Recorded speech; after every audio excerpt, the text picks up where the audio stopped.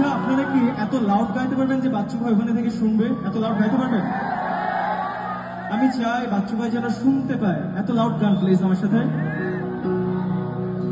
সেই তুমি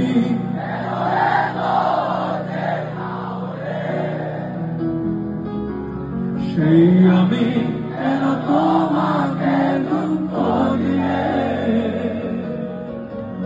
কেমন করে